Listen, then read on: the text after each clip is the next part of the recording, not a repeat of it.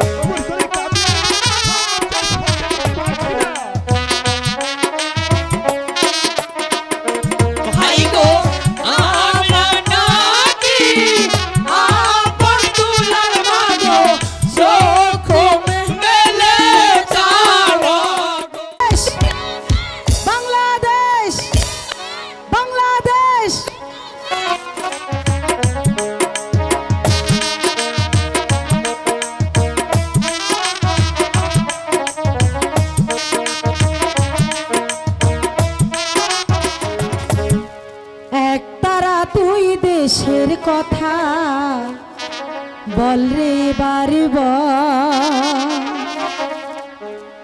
আমাকে তুই বাউল করে সঙ্গে নিয়ে চল জীবন মরণ মাঝে তোর সুর যেন বাজে জীবন মরণ মাঝে তোর সুর যেন বাজে একতারা তুই দেশের কথা বল রে বার বল আমাকে তুই বাউল করে সঙ্গে নিয়ে চল জীবন মরণ মাঝে তোর সুর যেন বাজে জীবন মরণ মাঝে তোর সুর যেন বাজে একতারা তুই দেশের কথা বল রে বার বল আমাকে তুই বাউল করে সঙ্গে নিয়ে চল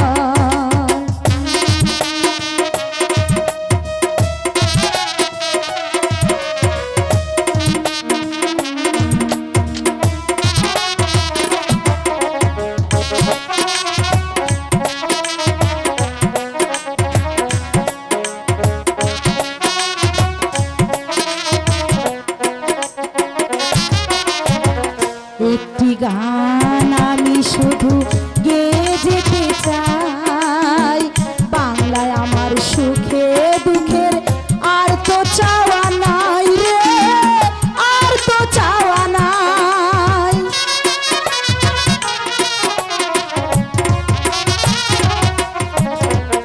একটি গান আমি শুধু গেয়ে যেতে চাই বাংলায় আমার সুখে দুঃখের আর তো চাওয়া নাই রে আর তো চাওয়া নাই প্রাণের প্রিয় তুমি মোর সাদের জন্মভূমি প্রাণের প্রিয় তুমি মোর সাদের জন্মভূমি একতারা তুই দেশের কথা বল রে বার বল চাই বাংলায় আমার সুখে দুঃখের অজানা কোথায় রে অজানা কোথায় তোমায় বরণ করে যেন যেতে পারি মোরে তোমায় বরণ করে যেন যেতে পারি মোরে একতারা তুই দেশের কথা বল রে বার বল আমাকে তুই বাউল করে সঙ্গে নিয়ে চল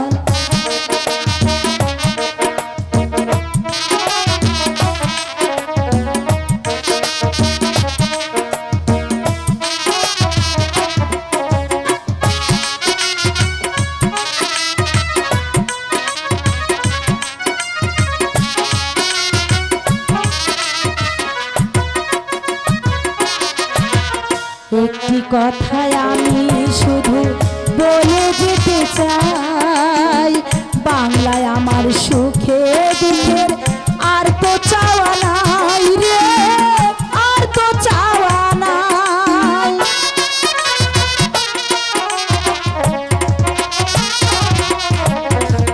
একটি কথায় আমি শুধু বলে যেতে চাই বাংলায় আমার সুখে দুঃখের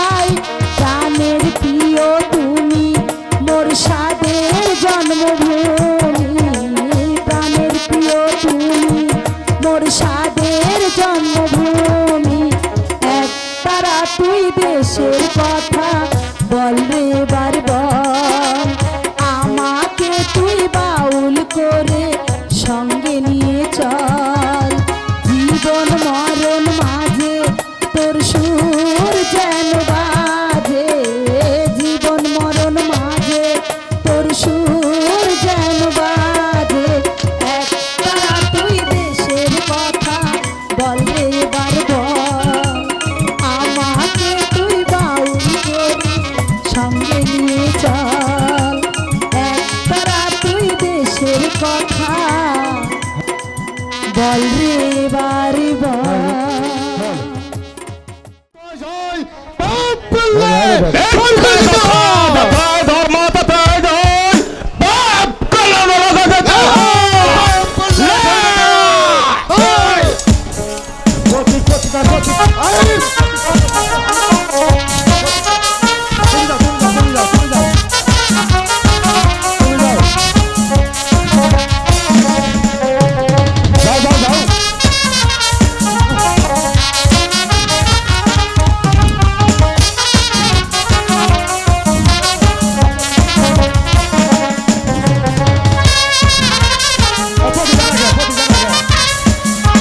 দেবগণ, আপনারা যদি এভাবে যুদ্ধ করে তাহলে যে পৃথিবীটা ধ্বংস হয়ে যাবে।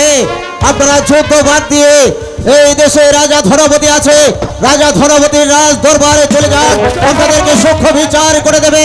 চলে আসুন দেবগণ, আপনারা ধর্মপুরের রাজ দরবারে চলে আসুন।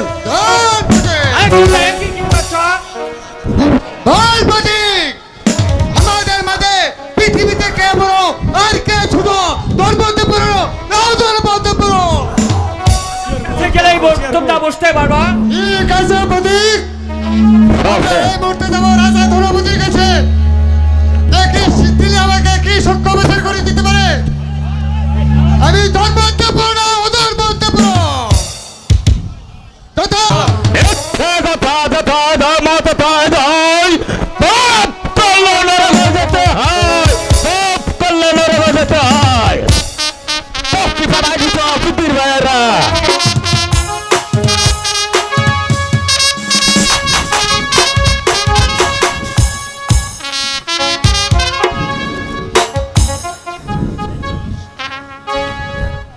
পিতা স্বর্গ, পিতা ধর্ম, ভগ পিতা তুমি আমাকে স্বর্গ থেকে আশীর্বাদ করো, আমি যেন তোমার দেওয়া সিংহাসনের মান মর্যাদা রক্ষা করতে পারি। এই কে আছিস? সেনাপতি জং বাহাদুরকে দরবারে পাঠিয়ে দে। মহারাজের জয় হোক, মহারাজের জয় হোক, মহারাজের জয় হোক। মন্ত্রী মহাশয়, মহারাজ, আমার রাজ্যের প্রজাগণ কিভাবে দিন পাত করছে তা কি আপনি জানেন?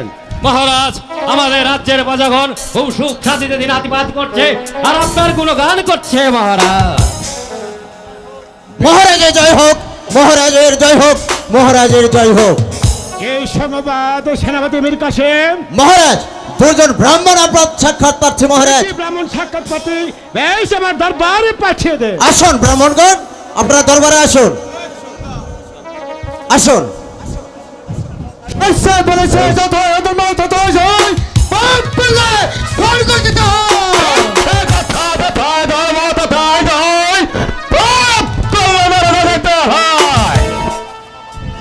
শোনো ধনপতি, হ্যাঁ দেবগণ, আমি রাজা ধনপতি।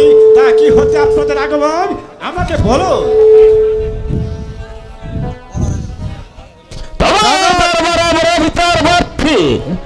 তুমি আমাদের সূক্ষ্ম বিচার করে দেবে, তুমি বলে দেবে আমাদের মধ্যে ধর্ম দেব ধর্ম দেব।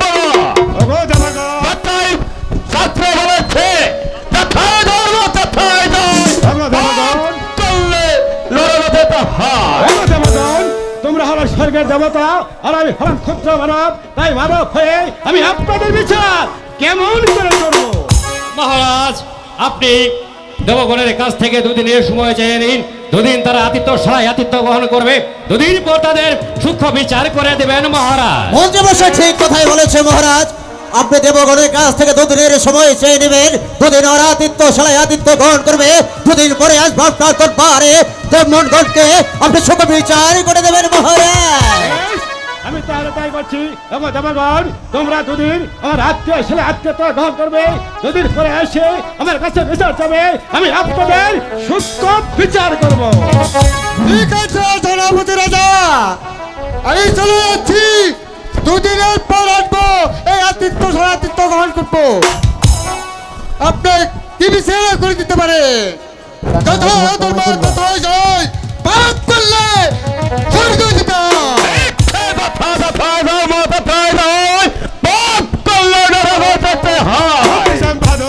মহারাজ, সেনাপতি মীর কাসেম, মহারাজ, আমি তো দেবগণের কাছ থেকে দুদিনের সময় চেয়ে নিচ্ছি। কিন্তু দুদিন পরে এসে আমার কাছে বিচার চাবে বলা আমির কাসেম আমি ওদেরকে কি বিচার করবো? মহারাজ এরই আপনাকে ভাবতে হবে না মহারাজ, আমরা দুদিনের সময় চেয়ে নিয়েছি দেবগণের কাছ থেকে। দুদিন পর আমরা দুটি আসনের ব্যবস্থা করব, একটি থাকবে স্বর্ণের, একটি থাকবে রূপোর। যে রূপোর সিংহাসনে বসবে সে হবে ছোট, যে স্বর্ণের সিংহাসনে বসবে সে হবে বড় মহারাজ। মন্ত্রীমশাই ঠিক কথাই বলেছে মহারাজ, আমরা দুটি আসনের ব্যবস্থা করব, একটি থাকবে স্বর্ণের আর একটি থাকবে রূপার। যে স্বর্ণের সিংহাসনে বসবে সেই হবে বড়, আর যে রূপার সিংহাসনে বসবে সেই হবে ছোট মহারাজ। আমির কাসেম জং বাহাদুর মহারাজ। চলুন, আপনার দুটি আসনের তাই চলুন মহারাজ, তাই চলুন। একবারে কানা মাইক্রোফোন তিনটা তুলবা না। মন্ত্রী জং বাহাদুর মহারাজের জয় হোক, মহারাজের জয় হোক। বলুন না মহারাজ, এই তো আমি এসে বলেছি মহারাজ। সেনাপতি আমির কাসেম মহারাজ, দুটি আসন কি তৈরি হয়েছে? হ্যাঁ মহারাজ, আসন সম্পূর্ণরূপে প্রস্তুত হয়েছে মহারাজ। তাহলে দেবগণকে এখন আসতে বলুন। আসুন ব্রাহ্মণগণ, আপনারা দরবারে আসুন। সে বলেছে যত ধর্ম ততই জয়, পাপ বললে স্বর্গজিত হয়।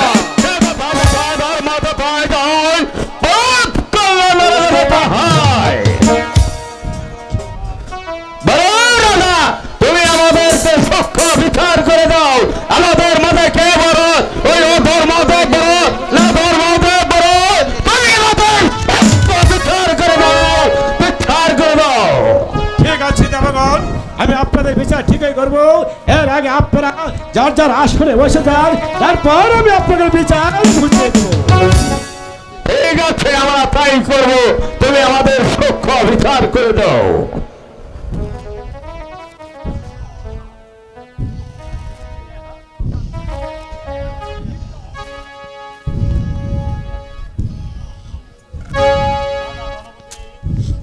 রাজা ধনাবতী, এখন তুমি আমাদের বিচার করে দাও, আমাদের মাঝে কে বড় আর কে ছোট? দেবগণ, আমি হচ্ছি ক্ষুদ্র মানব, আর মানব হয়ে আমি আপনাদের বিচার কেমন করে করব? তাই তো আপনারা যার যার বিচার আপনারা নিজেই করে নিয়েছেন। আপনাদের বসা ডাক্তারগুলো মুসল করে বুঝতে পারবেন আপনাদের মাঝে কে বড় আর কে ছোট। বেঈমান, তুই চক্রান্ত করে আমাকে বানিয়ে ছোট, ধর্মদেবকে বানালি বড়। আমি তোকে অভিশাপ দিয়ে যাচ্ছি। প্রথম অভিশাপে তুই হারবি রানী রাজলক্ষ্মীকে, দ্বিতীয় অভিশাপে হারবি তোর দুই পুত্রকে, তৃতীয় অভিশাপে হারবি তুই রাজ্য। তোকে আমি দিয়ে যাচ্ছি অভিশাপ, অভিশাপ, অভিশাপ। তোমাকে অভিশাপ, আমি ধর্মদেব দিয়ে যাচ্ছি তোমাকে আশীর্বাদ। আমি নেতৃত্ব চলে যাবো, সেখান থেকে ফিরে আসছে আমি তোমাকে বুকে আগলে নেব, বুকে আগলে নেব, বুকে আগলে নেব। মহারাজ মহারাজ, দেখো আমাকে অভিশাপ, নিয়ে নাও। ধর্মদেব আশীর্বাদ, আমি যে কিছু বুঝে উঠতে পারছি না। এখন আমি কি করব? এ নিয়ে কোনো চিন্তা করবেন না মহারাজ। ওই ধর্মদেব দিয়ে যাচ্ছে আপনাকে অভিশাপ, আর ধর্মদেব দিয়ে যাচ্ছে আপনাকে আশীর্বাদ। আপনি ধর্মদেবের আশীর্বাদকে বুকে আগলে রেখে এই ধর্মপুর রাজ্য পরিচালনা করবেন। আমি ওকে চূড়ান্ত চিন্তায় প্রবেশ করতে আপনি দ্বিধা করবেন না মহারাজ।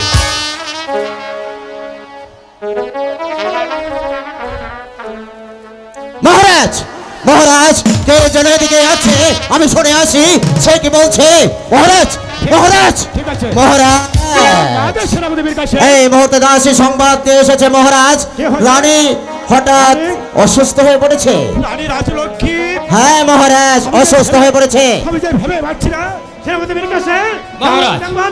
মহারাজ সেনাপতির কাছে মহারাজ, এবার চলুন, রানী কি হয়েছে যাই দেখি। তাই চলুন মহারাজ, তাই চলুন।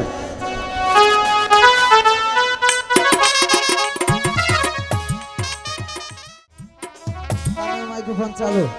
আপনি তো এরকম আবার বলুন।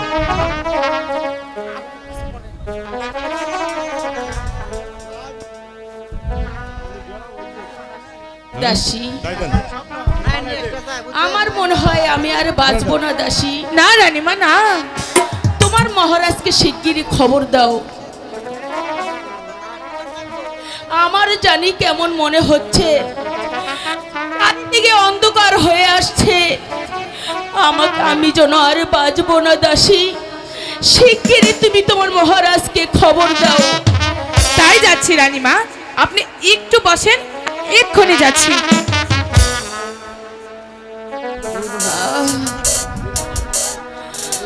ও ও ভগবান, এখন যে আমি কি করব একি কিছুই ভেবে কুল পাচ্ছি না। রানী রাজলক্ষ্মী, তুমি অমর করছো কেন? বলো তোমার কি হয়েছে, মহারাজ বলো। আমার মনে হয় আমি আর বাঁচবো না মহারাজ। এ কি বলছো তুমি? আমার আপন আর দুলাল কোথায় মহারাজ? আই কাছিস, আপন আর দুলালকে দরবারে পাঠিয়ে দে। হ্যালো দেখি রানী, অমর পিতা! করছো, আমি যে ভেবে পাচ্ছি না। পিতা! তুমি অমর করছো। পিতা ওরে আপন, ওরে দুলাল, তোর মা ডাকছে, দেখ তোর মা কেমন করছে। মাগু ওরে দুলাল, বলো মা, তোমার কি হয়েছে? তোমার কি হয়েছে? আমার কিছু হয়নি রে বাবা। তাহলে তুমি অমন করছো কেন মা? মা মাগো, তুমি এমন করছো কে মা? ও কিছু নয় বাবা। মা তুমি অমন করছো কেন মা? আব্বা সাথে আপনি বিতে কাছে করেন।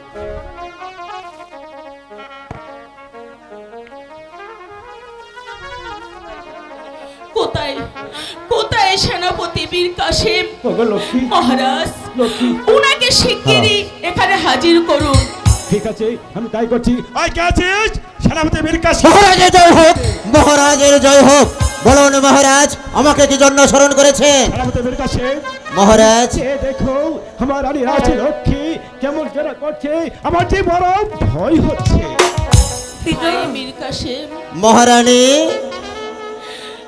আমার আপন আর দুলাল আমি তোমার হাতে তুলে দিয়ে গেলাম। আমার মৃত্যুর পর তুমি আপন আর দুলালকে লেখাপড়া শিখিয়ে মানুষের মতন মানুষ করে গড়ে তুলবে। ওগো দেবী, ওগো দেবী, আমি মুসলমান, আজ আল্লাহ তাআলার নামে কসম খেয়ে বলছি, আমার দেহে এক বিন্দু রক্ত থাকা পর্যন্ত এই আমি আপন আর দুলালের গায়ে একটা কাটার আচর পর্যন্ত লাগতে দেবো না দেবী। মহারাজ, চলো দেবী, আপনি আমার কাছে আসুন মহারাজ। চলো। আমি আপন আর দুলালকে সুপে দিয়ে আমি যে শান্তিতে মরতে পারবো মহারাজ। ওগো দেবী, তুমি দেবী বীর কাছে, মহারাজ, তুমি আপনার দুলালকে অন্তর বলে নিয়ে যাও। ঠিক আছে মহারাজ, আমি আপন আর দুলালকে নিয়ে চলে যাচ্ছি। আপন দুলাল, তোমরা চলে এসো বাবা, তাই আমার চলুন সঙ্গে চলে ভগবতী, এসো। তাই চলুন। মহারাজ, বলো। আমার আমার একটি দাবি রাখবেন মহারাজ। বলো তুমি একটি দাবি কেন? 10টা দাবি করো, আমি তোমার দাবি মঞ্জুর করবো। আমার মৃত্যুর পর আপনি আর কোনোদিন দ্বিতীয় তার গ্রহণ করবেন না মহারাজ। আমাকে কথা দিন মহারাজ, তাহলে যে আমি মনেও শান্তি পাবো ওগো মহারাজ। দেবী, আমি তোমার গা পশ্চাৎ করে বলছি দেবী, তুমি মৃত্যুর পর আমি আর দ্বিতীয় দাবি গ্রহণ করবো না দেবী। কথাটা শুনে খুব শান্তি পেলাম মহারাজ। দেবী। এখনো যদি আমার মৃত্যু হয় তবু আমার কোনো দুঃখ নেই মহারাজ। বলো। ওই তো আমাকে মৃত্যু হাত ছানি দিয়ে ডাকছে কি মহারাজ। বলছো তুমি? আমার পায়ের তলার মাটিগুলো সরে যাচ্ছে মহারাজ। আমার গা থরথর করে কাঁপছে মহারাজ। না দেবী, আমাকে আমাকে আপনি শক্ত করে ধরুন মহারাজ। ওগো দেবী, আমাকে আপনি শক্ত করে ধরুন মহারাজ। দেবী, আহ, মহারাজ, কি করছো দেবী? আমাকে আমাকে আপনি শক্ত আরে রাজলক্ষ্মী! ওগো দেবী, তুমি আমার দুটি সন্তান মা! চলে গেলে আমাদেরকে কি জবাব দেব? হে কি পিতা, পিতা।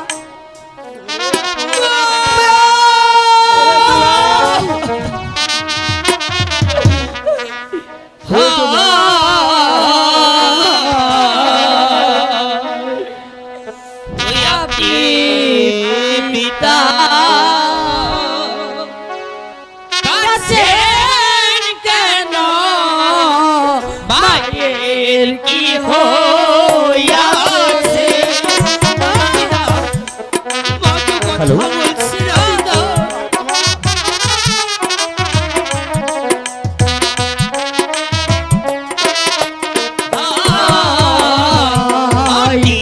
পিতা কাছেন কেন মায়ের কি হইয়াছে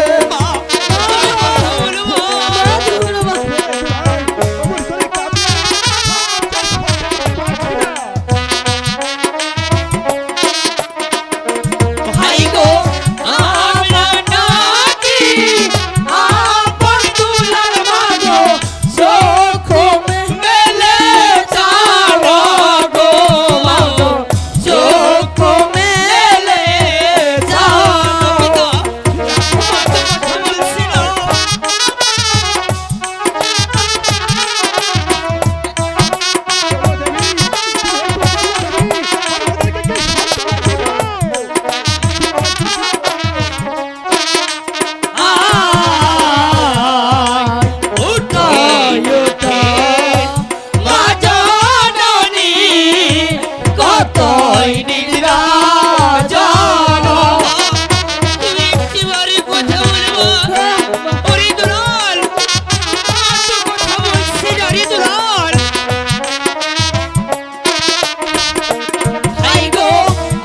আমরা ডাকি আপন দুলাল মাগো চোখ মেলে যাও গো মাগো চোখ মেলে যাও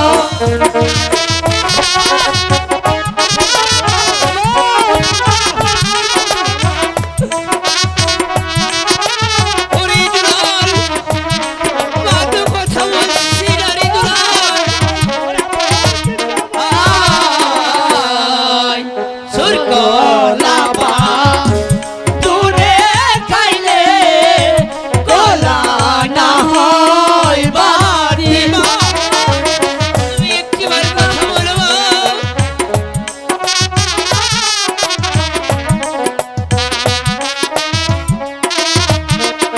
ভাই গো শিশুকালে আমরিলে পিতা ছেলের হয় দুর্গতি গো পিতা ছেলের হয় দুর্গতি মাতুর কথা বলছি না রে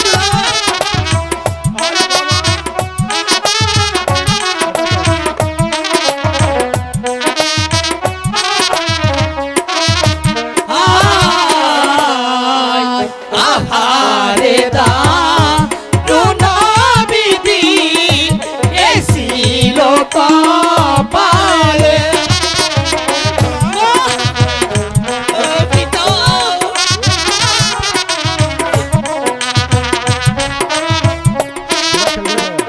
ও ভাই গো শিশুকালে পাগলিলে জাহানা করিলে গো পিতা বাহানা করিলে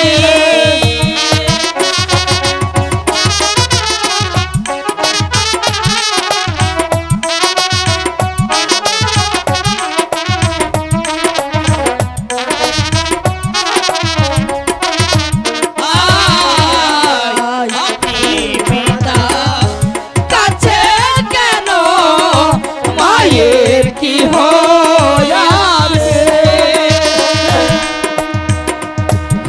মহারাজের জয় হোক, মহারাজের জয় হোক। একে মহারাজ, আপনার চোখে পানি, আপন দুলাল ধুলাই লণ্ডিত। বলুন বলুন মহারাজ, আপন দুলালের কি হয়েছে বলুন মহারাজ। কাকামণি বন্ধুরা মা তো কথা বলছিল না কাকামণি। এই দেখো সেনাপতি মীর কাসেম, রানী রাশি লক্ষ্মী, আমার দুটি সন্তান আপনার দুলাল, ওদেরকে দূরে পৃথিবীতে রেখে সে যে পরপারে চলে গেছে। না!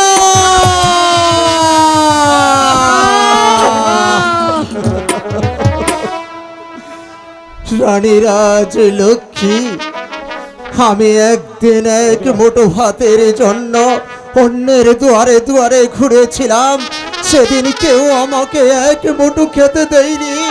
সেদিন তুমি আমাকে রাস্তা থেকে কুড়িয়ে এনে লেখাপড়া শিখিয়ে মানুষের মতো মানুষ করে প্রধান সিপাহ চলার দায়িত্ব দিয়েছ।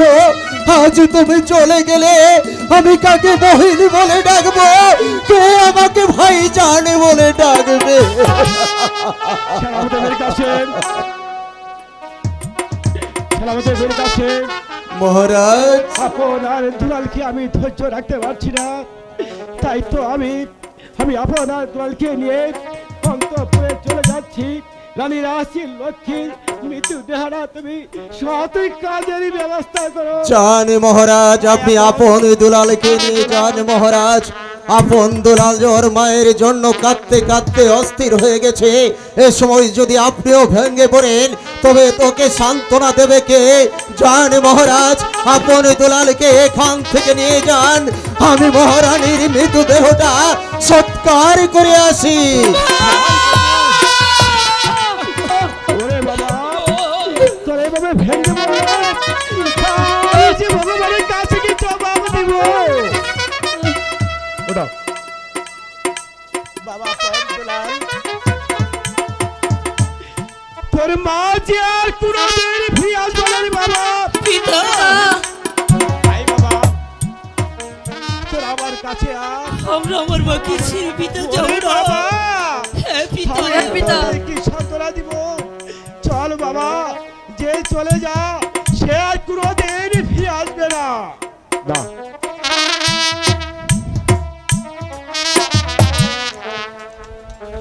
রানীরাজ লক্ষ্মী, তুমি আমাকে ভাইজান বলে সম্বোধন করেছিলে, আমি তোমাকে বহিন বলে সম্বোধন করেছিলাম, কিন্তু ভাগ্যের কি নির্মম পরিহাস, আজ তোমার মৃতদেহ আমার নিজ হাতেই সৎকার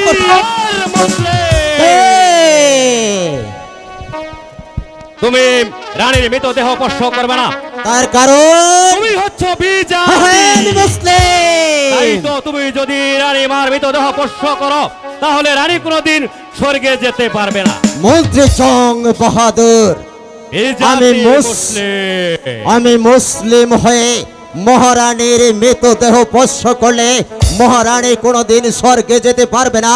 তাহলে আমি এখান থেকে চলে যাচ্ছি, কিন্তু যাওয়ার পূর্বে আপনাকে একটি কথা বলে যাচ্ছি, মহারানীর মৃতদেহটা আপনি ভালোই ভালোই সৎকার করবেন, আর তা না করে যদি কোনো কাটা ছেঁড়ার ব্যবস্থা করেন এই পৃথিবীর সবাই আপনাকে ক্ষমা করলেও এই মুসলিম যুবক সেনাপতি মীর কাসেম আপনাকে ক্ষমা করবে না, ক্ষমা করবে না।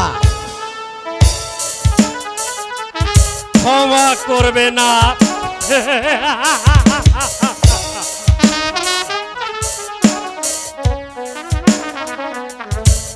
রানীরাজ লক্ষ্মী, তুমিও হিন্দু আমিও হিন্দু, তুমি আবার স্বজাতি হয়ে তোমার দুটি সন্তান তুলে তুলে ওই মুসলিম যুবক মীর কাসেমের হাতে। কেন? আমি কি পারতাম না তোমার দুটি সন্তান থেকে একটি সন্তানকে মানুষ করতে পারতাম? তুমি আমাকে বিশ্বাস করো না, তাই তো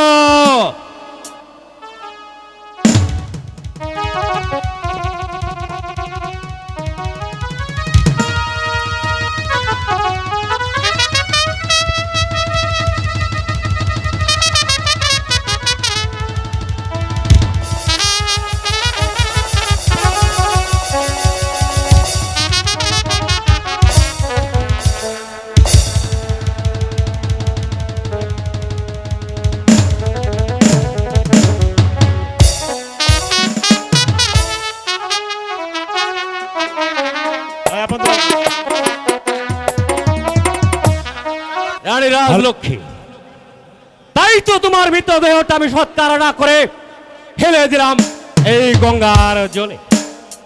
এখান থেকে তুমি ভাসতে ভাসতে ওই কিনারায় গিয়ে ঠেকবে।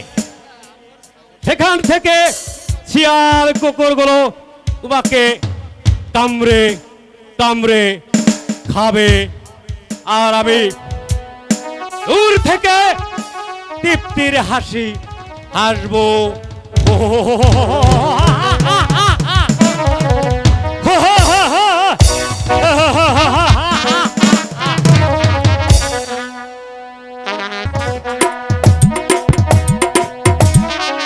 হরি দুলাল, মা তো আমাদেরকে ছেড়ে চলে গেল রে দুলাল। তুই কোনো দুঃখ করিস না রে ভাই, আমাদের সাথে কাকামণি আছে, তুই কোনো দুঃখ করিস না।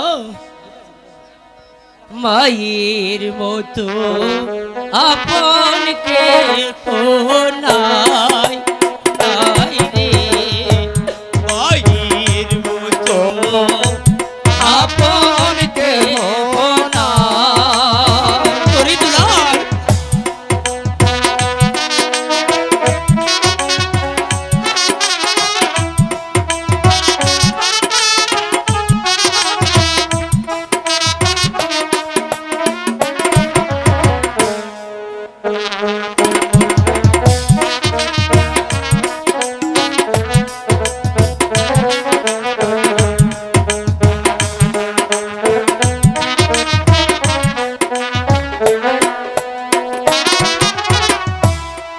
মা জননী নাই রে আমার, চিরদিন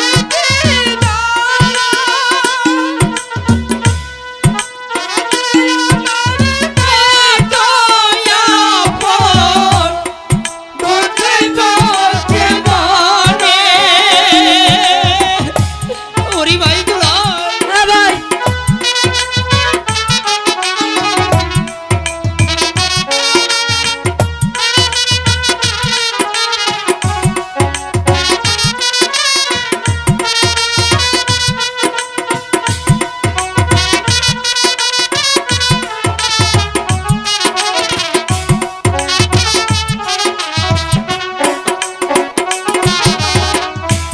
মা জননী নাই রে আমার, এ বনসার সারে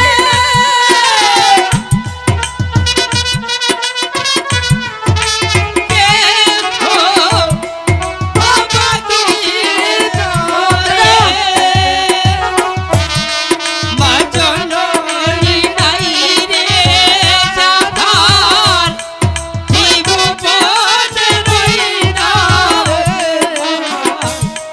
মায়ের মতো আপন কেহ নাই, ভাই রে, মায়ের মতো আপন কেহ নাই, ভাই রে, মায়ের মতো আপন কেহ নাই, ভাই রে, মায়ের মতো। এমন করে কাঁদছে, বলো ভগবান আমি তোমার কাছে কি অন্যায় করেছি? ওরে বাবা আপন পিতা, লাল, তোদের এই কান্না যে আমার সহ্য হচ্ছে না, তাই তো আমি মনস্থির করেছি বাবা, আমি তোকে স্কুলে ভর্তি করব। তাই তো সেনাপতি বীর কাসেম, ওই কাসিস সেনাপতি বীর কাসেমকে দরবার পাচ্ছি। মহারাজের জয় হোক, মহারাজের জয় হোক। বলুন মহারাজ, আমাকে কি জন্য স্মরণ করেছেন? সেনাপতি বীর কাসেম মহারাজ, আপন দুলাল দেখতে দেখতে বড় হয়েছে, তাই তো ওদের লেখাপড়া করা প্রয়োজন। তাই তো আমি তোমাকে একমাত্র আমি তোমাকে বিশ্বাস করি, মন থেকে ভালোবাসি, তাই তো তোমাকে দায়িত্ব দিতে চাই। আমার আপন আর দুলাল স্বেচ্ছায় তুমি আদর্শ মানুষের মতো মানুষ করে গড়ে তুলবে, এই হলো আমার অনুরোধ। অনুরোধ নয় মহারাজ, আজ অনুরোধ নয়, রানীরাজ লক্ষ্মী মৃত্যুর সময় আপন দুলালকে আমার হাতে তুলে দিয়ে বলেছিল ওদেরকে আমি সুশিক্ষায় শিক্ষিত করে মানুষ রূপে ঘুরে তুলবো। তাই তো আমার এক বন্ধু আছে স্কুল মাস্টার বঙ্কিমচন্দ্র, তা আমি আপন দুলালকে ওই বঙ্কিমচন্দ্রের স্কুলে ভর্তি করে দিয়ে ওদের আমি লেখাপড়া শিক্ষা দিতে চাই মহারাজ। আর কথা শুনে আমি খুশি হলাম সেনাপতি মীর কাসেম। তুমি তাই করো, তোমার মাল্যবন্ধু মাস্টার ওর কাছে রেখে রাখো, কিন্তু একটা অনুরোধ রাখবে, আমার আপন আর দুলাল উচ্চ শিক্ষিত করে আদর্শ মানুষের মতো মানুষ করে ধরে তুলবে, এই হলো আমার আপন দুলাল, কাকামণি কাকামণি আপন দুলাল, কাকামণি তোমার মা তোমাদেরকে আমার হাতে তুলে দিয়েছিল, কাকামণি দেখেছিলেন তোমরা? কাকামণি দেখেছো তোমাদের পিতাকে? হ্যাঁ, তোমাদেরকে এখানে রেখে চলে গিয়েছে।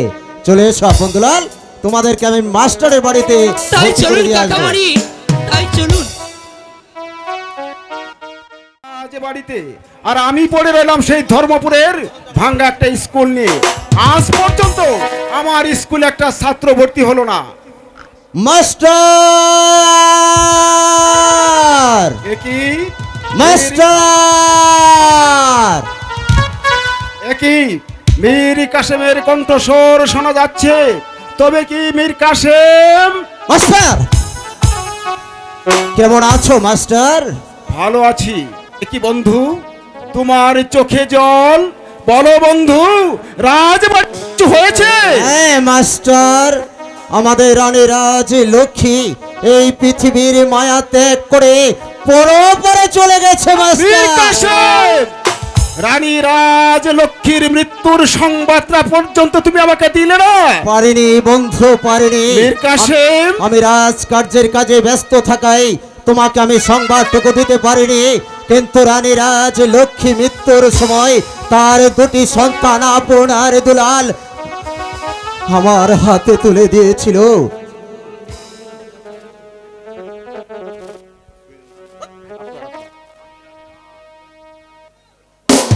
মাস্টার, আমি রানীরাজ লক্ষ্মীর কাছে প্রতিজ্ঞা করে বলেছিলাম আমি আপন দুলালকে সুশিক্ষায় শিক্ষিত করে মানুষ রূপে ঘরে তুলবো। তাই তো আমি আপন দুলালকে নিয়ে এসেছি তোমার কাছে। তুমি কি পারবে মাস্টার আমার ছোট্ট একটু উপকার করতে? মীর কাসেম, তুমি রানী রাজ লক্ষ্মীর কাছে প্রতিজ্ঞা করে কথা দিয়েছিলে তাদের দুটি সন্তানকে মানুষের মতো মানুষ করে গড়ে তুলবে। আমি মাস্টার হয়ে কেন পারবো না? তুমি আমার উপর ভরসা রেখো বন্ধু। ঠিক আছে মাস্টার, ঠিক আছে, তাহলে আপন দুলাল বাইরে অপেক্ষা করছে, আমি ওদেরকে নিয়ে আসছি। তুমি আপনার দুলালকে নিজ সন্তানের নেই লেখাপড়া শিখিয়ে মানুষের মতো মানুষ করে গড়ে তুলবে। আপন দুলাল, আছে বন্ধু। চলে এসো আপন দুলাল। কাকামণি আপন দুলাল, এই হচ্ছে তোমাদের শিক্ষা গুরু মাস্টার। যাও তোমাদের গুরুদেবকে প্রণাম করো, আজ থেকে তোমরা এখানে থেকে লেখাপড়া শিক্ষা নেবে।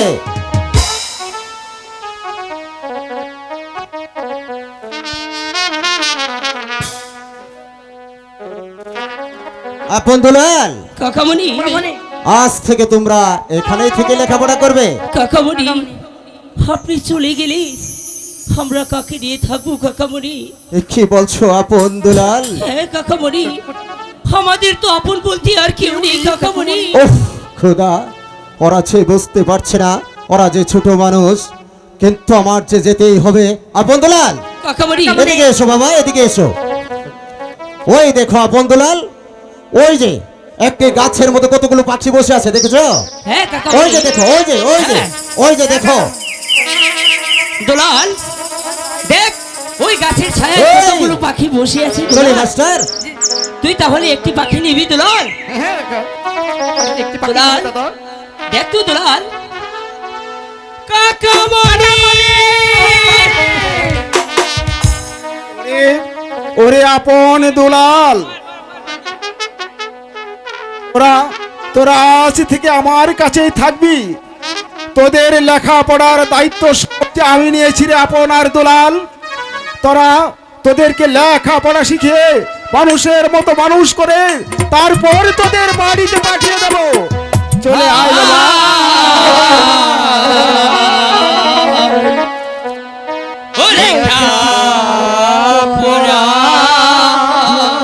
চালো মন বসে না মনে বড় দুঃখ।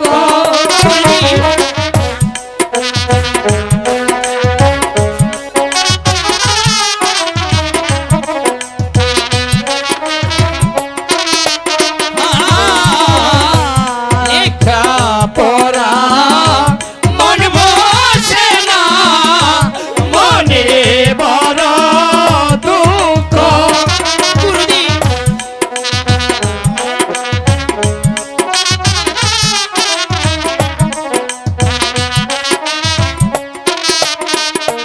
হাই গো কোথায় গেলে দেখতে পাবো গুরু মায়ের চন্দ্র মুখ গো গুরু মায়ের চন্দ্র মুখ। গুরুদেব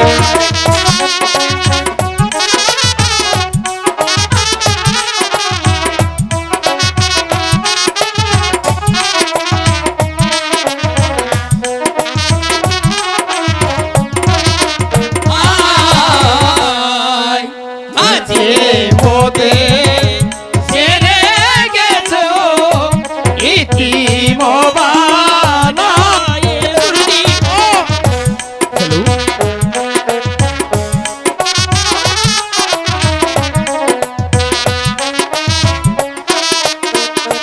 হাই গো কোথায় গেলে দেখতে পাবো গুরু মায়ের চন্দ্র মুখ গো গুরু মায়ের চন্দ্র আরে মা তো কারো চিরদিন থাকে না, গুরুদেব একদিন সবাইকে যেতে হবে। দুঃখ করিস না বাবা, তোদের যে কান্না আমি আর সইতে পারছি না। তোদের অনেক খিদা লেগেছে তাই না রে? চল গুরুদেব তোরা খাবি, চল চল বাবা। ঠিক আছে তাই গুরুদেব, চলুন। তাহলে তাই চলুন চলো। গুরুদেব।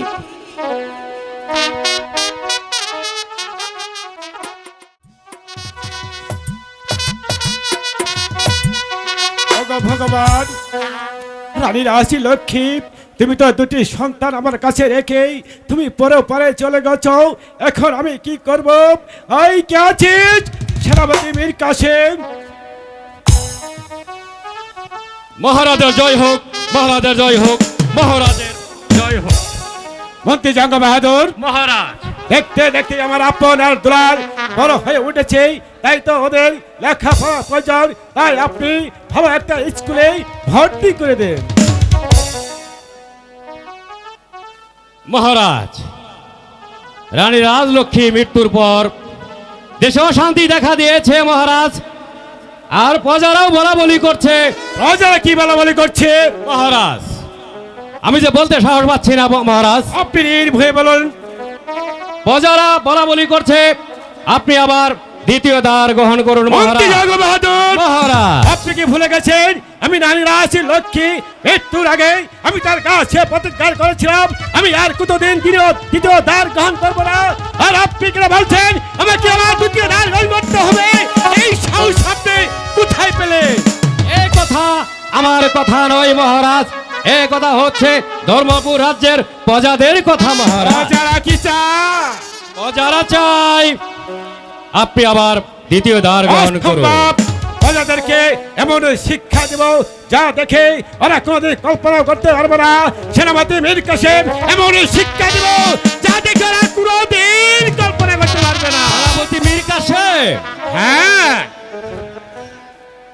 আপনি যে কুচক্রের চাল চেলেছেন এটা শুনে আমরা স্থির থাকতে পারলাম না।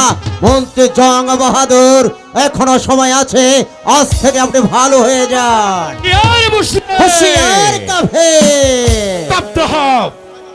এটা রাজশাহী দরবার, এই কি আপনাদের শিক্ষা, এই কি আপনাদের আদর্শ? রাজের দরবারে আমার সামনে কে আপনারা দুজন অস্ত্র উত্তোলন করেছেন? এই সাহস আপনাদের কে দিয়েছে? ভুল হয়েছে মহারাজ, মহারাজ আপনি আমাকে ক্ষমা করুন। সেনাপতি মীর কাসেম, মহারাজ আমার ভুল হয়ে গেছে মহারাজ, বেশ। আপনি আমাকে ক্ষমা করুন মহারাজ। বেশ, আজকের মতো আমি আপনাদেরকে ক্ষমা করলাম। ভবিষ্যতে কোনোদিন আমার সম্মুখে এমন আচরণ করলে আমি আপনাদেরকে কাউকে ক্ষমা করব না।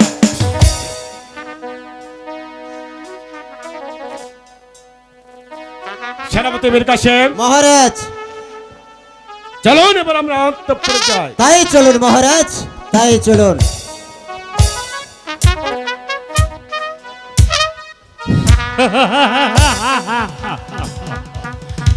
আমি ওই ধর্মপুর রাজ্যে এমন অশান্তির আগুন জ্বালিয়ে দেব, সেই আগুনে রাজা ধনপতি পূর্বে তার সাথে পূর্বে তার দুটি সন্তান আপন আর দৌলাল, আর তা যদি আমি না পারি বৃথাই আমার নাম মন্ত্রী জং বাহাদুর নয়।